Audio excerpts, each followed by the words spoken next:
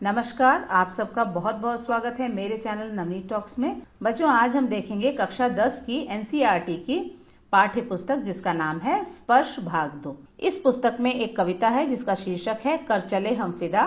आज हम इसी कविता से संबंधित कुछ प्रश्न और उत्तर देखेंगे। आज के वीडियो में जितने भी प्रश्न उत्तर हैं ये सभी अलग अलग सैंपल पेपर्स से लिए गए हैं। तो आइए देखते हैं इस बार की परीक्षा में किस तरह के प्रश्न पूछे जा सकते हैं। तो आइए शुरू करते हैं ये वीडियो। इस बार की परीक्षा में पाठ से संबंधित जो प्रश्न और उत्तर पूछे जाने हैं वो मुख्यतः उच्च चिंतन क्षमता, अभिव्यक्ति का आकलन और कविता पर आधारित हो सकता है। तो आइए इन तीनों ही शीर्षकों के अंतर्गत दिए गए प्रश्न किस तरह से हैं देखते हैं। पहला प्रश्न है, कर चले हम फिदा गीत में पौराणिक प्रतीकों का किस प्रकार प्रयोग किया गया है। उत्तर है, कर चले हम फिदा गीत में पौराणिक प्रतीकों का प्रयोग बहुत ही सुंदर ढंग से किया गया है। कविता में हिमालय का उल्लेख किया गया है जिसकी दूर तक फैली पर्वत श्रृंखलाएं पुरातन काल से एक प्रहरी की तरह देश की रक्षा कर रही हैं। वहीं दूसरी तरफ भारत की धरती को सीता माता कहा गया है। सैनिक अपने साथियों से कह रहा है कि तुम्हें राम और लक्ष्मण बनकर सीता माता अर्थात अपनी मातृभूमि की रक्षा रावण से अर्थात देश के दुश्मनों से करनी है। इस तरह कवि ने इस कविता में हिमालय, राम, सीता, लक्ष्मण और रावण जैसे पौराणिक प्रतीकों का प्रयोग किया है। दूसरा प्रश्न है, कर चले हम फिदा कविता और कारतूस एकांकी के भावों की तुलना करते हुए तर्क सहित उत्तर लिखिए। उत्तर कुछ इस तरह से है, कर चले हम फिदा कविता और कारतूस एकांकी वीरता, साहस, देशभक्ति, आत्म बलिदान और स्वाभिमान की रक्षा जैसे भावों से ओतप्रोत है। सैनिक युद्ध भूमि में घायल पड़ा है, फिर भी उसे अपनी मातृभूमि की चिंता है।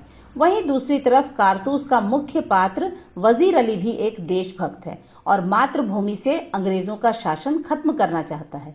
सैनिक और जाबाज सिपाही वजीर अली दोनों ही अपनी मातृभूमि के लिए अपने प्राण न्यौछावर करने को भी तैयार हैं। इस तरह दोनों ही कविताओं का मूल भाव एक है और दोनों ही कविताओं में साहस, वीरता, त्याग और बलिदान की भावना को दिखाया गया है। तीसरा प्रश्न है, कारतूस एकांकी में वजीर अली द्वारा आजादी पाने का संघर्ष और कर चले हम फिदा में देश के जवानों का संघर्ष देखने को मिलता है। क्या जमीन के टुकड़े को अपने अधिकार में ले लेना मात्र ही आजादी है? दोनों पाठों के आधार पर लिखिए। उत्तर है, कारतूस एकांकी में वजीर अली को धोखे से अवध की गद्दी से उतार दिया गया था। वह किसी भी कीमत पर अपना राज्य वापस पाना चाहता था। वहीं दूसरी तरफ कर चले हम फिदा कविता में सैनिक अपनी मातृभूमि की रक्षा के लिए दिन रात देश की सीमा पर पहरा देते हैं। जब युद्ध की स्थिति होती है तो वे अपनी मातृभूमि को बचाने के लिए अपने प्राण तक देने के लिए तैयार रहते हैं। जिस धरती पर हम जन्म लेते हैं वह हमें प्राणों से भी प्यारी होती है। उस धरती से अलग होना बहुत कष्टदायक होता है। वजीर अली के लिए भी अवध की धरती केवल एक जमीन का टुकड़ा नहीं बल्कि उसकी जन्मभूमि थी। अवध का राजपाट छिन जाने पर वह गुस्से से तिलमिला उठा। वहीं दूसरी तरफ सैनिक के लिए भारत भूमि उसकी माता है। वह अपने प्राण देकर भी उसकी रक्षा करने के लिए तैयार है। यहाँ दोनों ही स्थितियों में धरती को एक जमीन का टुकड़ा नहीं बल्कि अपनी माता स्वरूप माना गया है। दूसरों का इस पर अधिकार किसी हाल में सहन नहीं किया जा सकता। चौथा प्रश्न है, केवल वर्तमान क्षण सामने था, झेन की देन और कर चले हम फिदा इन दोनों पाठ के आधार पर कथन का समर्थन कीजिए। उत्तर है, झेन की देन पाठ में चाय पीने की विधि चा नो यू के दौरान लेखक को यह एहसास हुआ कि धीरे धीरे वह अपने भूतकाल और भविष्यकाल की सारी चिंताएं भूल चुका था। लेखक के सामने केवल वर्तमान था, वही सबसे बड़ा सत्य था। वहीं दूसरी तरफ कर चले हम फिदा कविता में भी युद्ध भूमि में घायल सैनिक न तो अपने भूतकाल की चिंता कर रहा है और न ही अपने भविष्य को लेकर परेशान है। वह केवल वर्तमान में जी रहा है। उसे बस यही चिंता है कि उसके जाने के बाद दूसरे सैनिक साहस और वीरता के साथ युद्ध लड़ें और जीत जाएं। वह अपने साथी सैनिकों से यही कह रहा है कि बलिदान का यह मार्ग कभी वीरान नहीं होना चाहिए। दोनों ही पाठ में यही संदेश दिया गया है कि भूतकाल बीत चुका है और भविष्यकाल अभी आया नहीं है। अतः इन दोनों की चिंता करना व्यर्थ है। हमें केवल अपने वर्तमान में ही जीते हुए कर्म करते जाना चाहिए क्योंकि इसे ही सत्य माना गया है। पांचवा प्रश्न है, कर चले हम फिदा कविता के मुख्य पात्र भारतीय सैनिकों और कारतूस पाठ के मुख्य पात्र वजीर अली में क्या समानता देखने को मिलती है। आप उनसे किस प्रकार प्रेरणा लेंगे, वर्तमान संदर्भ में स्पष्ट करें। उत्तर है, भारतीय सैनिकों और वजीर अली में बहुत सारी समानताएं देखने को मिलती हैं। दोनों ही साहसी, निडर और वीर हैं। देशभक्ति और बलिदान की भावना दोनों में कूट कूट कर भरी है। सैनिक अपने देश के लिए जान देने के लिए तैयार है, वहीं वजीर अली किसी भी कीमत पर अपने राज्य को वापस पाना चाहता है।